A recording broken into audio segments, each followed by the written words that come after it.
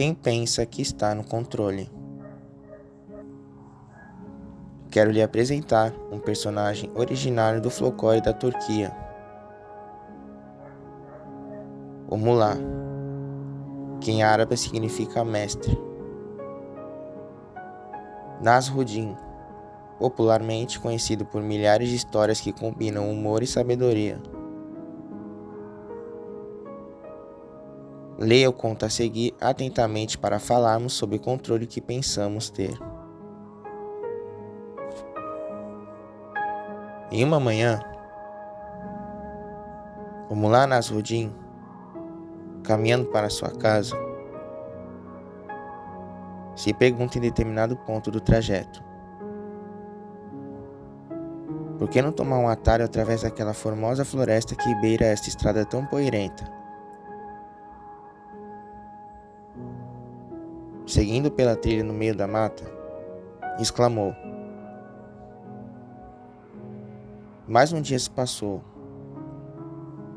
um entre os outros dias, um dia de atividades produtivas e realizadas. Agora é só chegar em casa e descansar.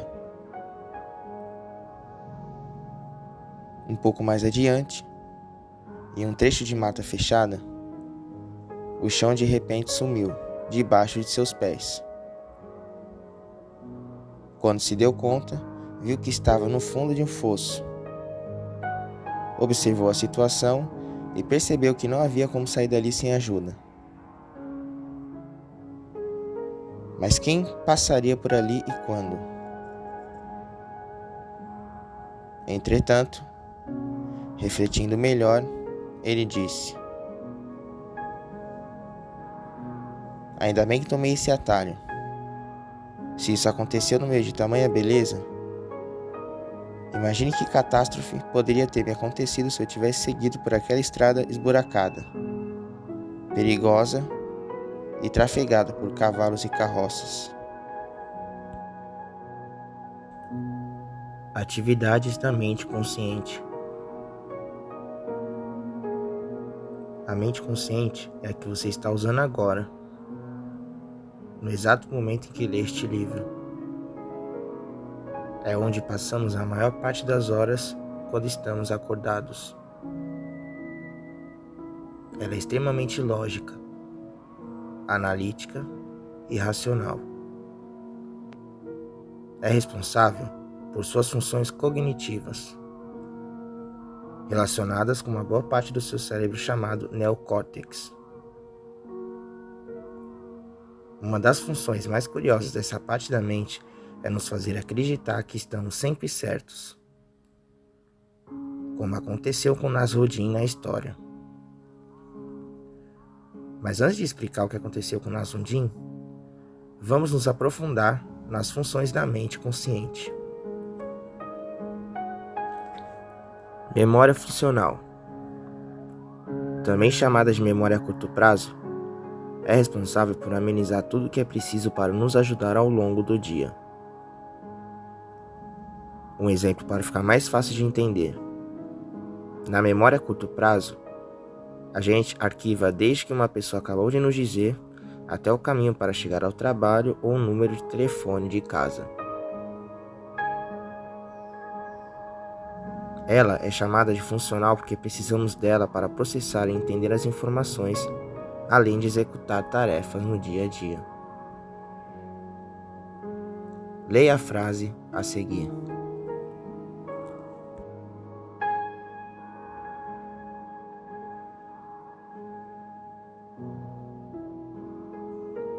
Ela é inocente. O que você entendeu disso? Provavelmente nada. Quem é inocente? Inocente sobre o quê? No mínimo, ficou confuso, não é verdade?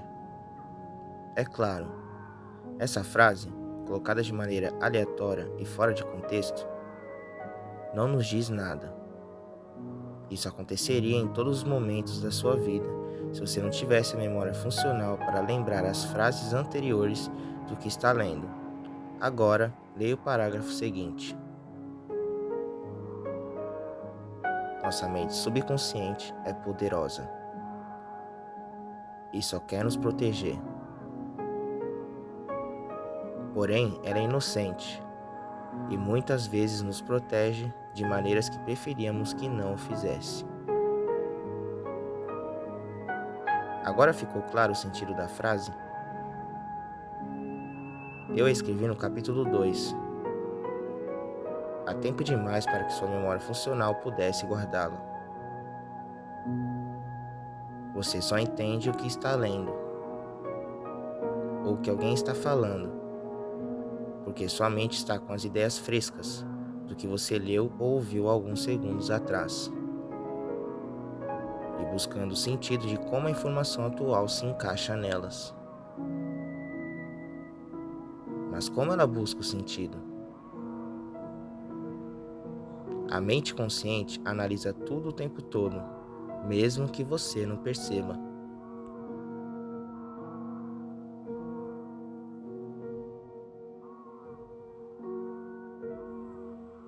Esta é mais uma função da mente consciente, que podemos chamar de parte analítica. Essa parte é seu próprio pensamento. Estamos a todo momento utilizando a parte analítica, seja com um pensamento consciente, refletindo sobre o problema, por exemplo, seja com um pensamento automático, buscando se o que lhe faz sentido ou não, por exemplo. Essa parte está sempre comparando possibilidades e fazendo escolhas. A maioria dessas escolhas são automáticas, e você nem se dá conta que as faz. Por exemplo, você escolheu, segundos atrás, ler a próxima linha, que é essa. Você não precisou parar de pensar. Acabei este parágrafo. Leia o próximo ou não? Isso é feito de modo automático por essa função analítica da mente consciente. Por outro lado, você sempre pode parar, analisar e pensar antes de agir. O que farei daqui a pouco? Ou talvez, para qual amigo vou contar como a mente é interessante? Mas, como falei no título deste capítulo, a mente consciente só pensa que controla. Por acaso, você conhece alguém que já decidiu fazer uma dieta e que jurou de pé junto que só pararia quando alcançasse o corpo ideal, mas que em menos de uma semana desistiu de seguir com seu grande plano? Quando eu explicar a próxima função da mente consciente, você vai entender por que essa pessoa desanimou tão rápido.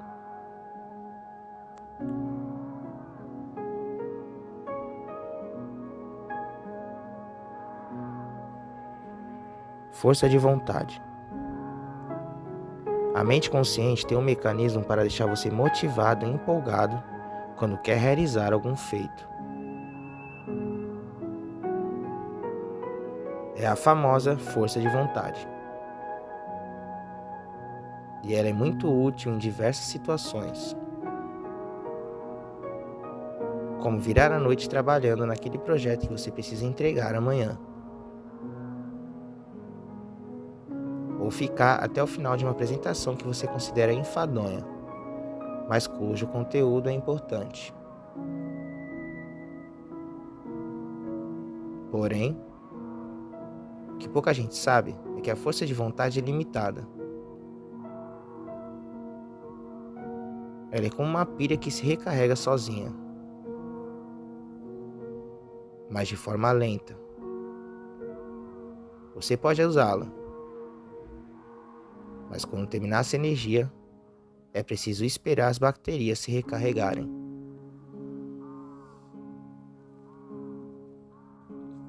Exatamente como acontece quando fazemos regime. A força de vontade é total nos primeiros dias, Mas chega a hora em que o desejo de colocar um chocolate na boca falará mais alto. Para deixar bem clara essa ideia da limitação da força de vontade, vou resumir um experimento feito em 1998 pelos psicólogos Roy e Diane, ambos pesquisadores na Case Western. Foram colocadas 2 bandejas diante de 67 estudantes em jejum, divididos em 2 grupos, no mesmo espaço. Uma bandeja com biscoitos de chocolate que tinham acabado de sair do forno e outra com rabanetes. Para um grupo, foi dada a instrução de que só poderia comer os biscoitos. Para o outro, os rabanetes.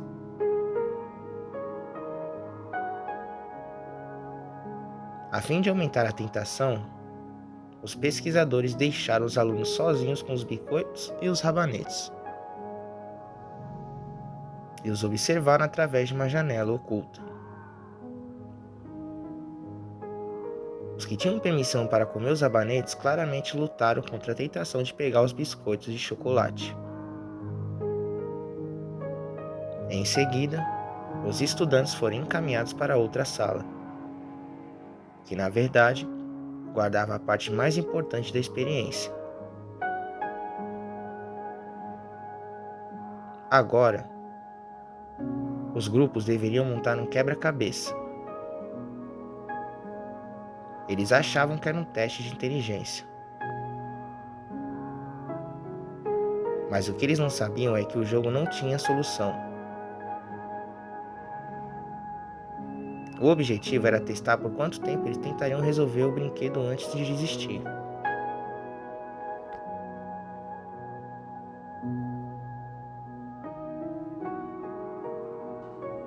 Resultado: a turma dos comedores de chocolate ficou em média 19 minutos tentando montar o jogo, enquanto aqueles que comeram os rabanetes desistiram em apenas 8 minutos de tarefa.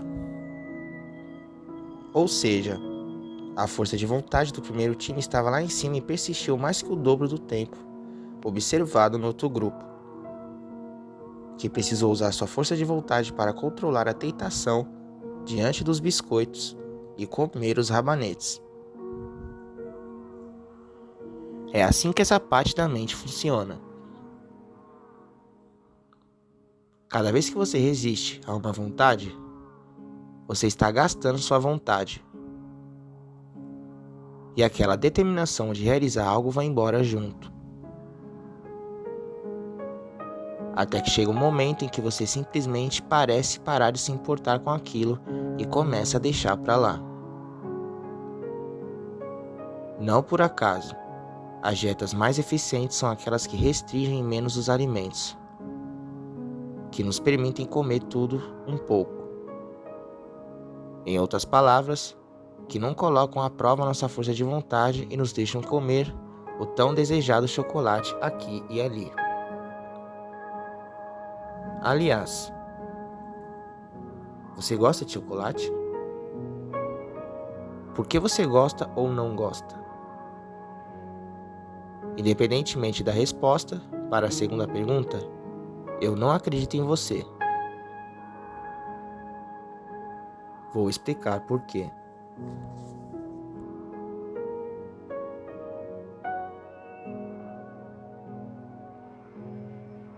Razões equivocadas.